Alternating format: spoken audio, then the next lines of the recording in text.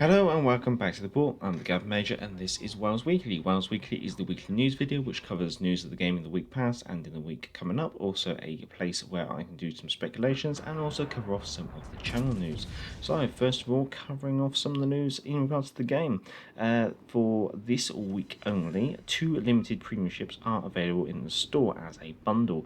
The Tier 5 French destroyer Agile and the Tier 4 Soviet battleship Imperial Nikolai I.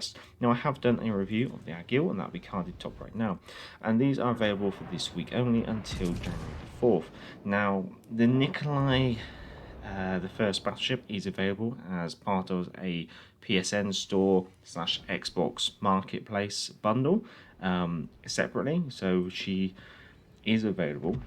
However, the Agile is only really available inside crates, so you only get a chance at getting her occasionally. So if you're looking for the Nikolai, probably just pick it up in the PSN store and the Xbox marketplace. But if you're looking for the Agile and you definitely want to make sure you get your hands on her, then this is probably the best way to get her at the moment. Now it's worth mentioning that you may have already noticed it, there's basically a new first win bonus, which is on tier 4, 5, 6, 7 and legendary tier, tech tree and premium ships.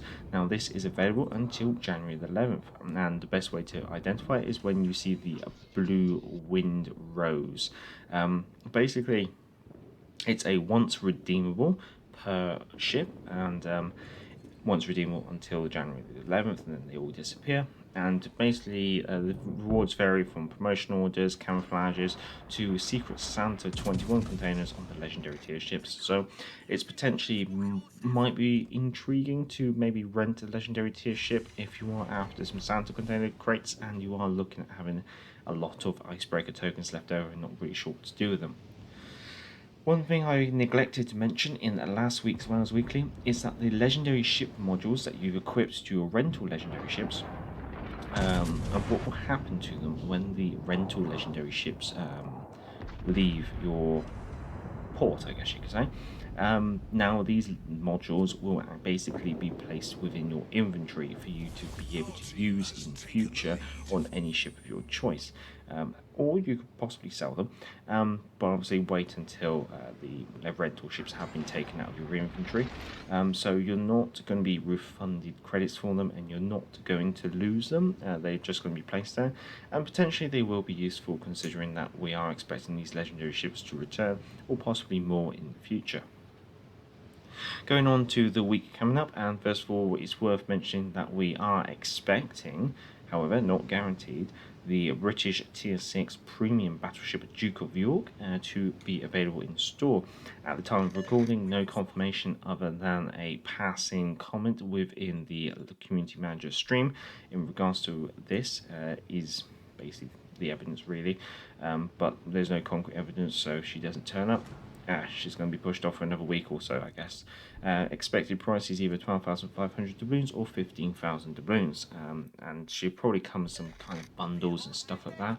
When this will be properly confirmed, I don't know. Normally they would have done it by now, however it is the Christmas period and therefore their office might not be open, or whatever they got in place just hasn't yet worked yet. You never know.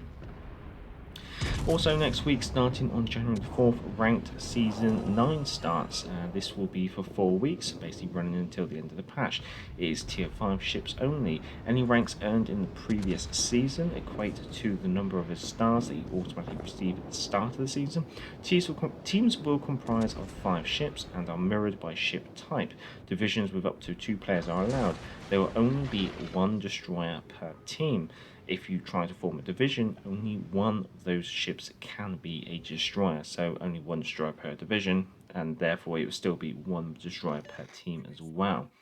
The first player who by XP on the losing team does not keep a star. That's the main difference. Apart from that, the rules for ranked are pretty much the same as before, so this just means that someone who's good and getting stuck with poor teams is going to find it harder to brute force their way through. So they're saying it's trying to make it more hardcore. I think limiting the number of destroyers is just going to force the number of battleships up because they don't have any consequences. it's got to be interesting to see how it goes and how badly the matchmaking goes. Possibly, well, I guess potentially you could expect them to change the matchmaking again, like they did last time, because last time they lifted the number of destroyers about halfway through because of player population and how many people wanted to play destroyers. I mean, ideally, I think they probably should lift it and just let the player base balance it all out, because that's what I noticed. What happened last season when they lifted that cap? It initially went a bit nuts for destroyers, and then it kind of settled down. And what you found was actually teams became more balanced with very equal number of battleships, cruisers, and destroyers. Obviously, you had the odd outlier game here or there, but most of the time it kind of balanced all out, and it gave cruisers a bit more purpose other than being fish food for battleships. Well, we'll see how it goes. We'll see how it goes. It's worth mentioning the following maps with modified spawn locations will be used for this season. That is Strait, New Dawn, Shards, North, Trap, Land of Fire, and Northern Waters. There are 3 leagues in the season. Separations happen at ranks 11 and 5. There are 16 ranks, with 16, 15, 11, 5, and 1 being irrevocable.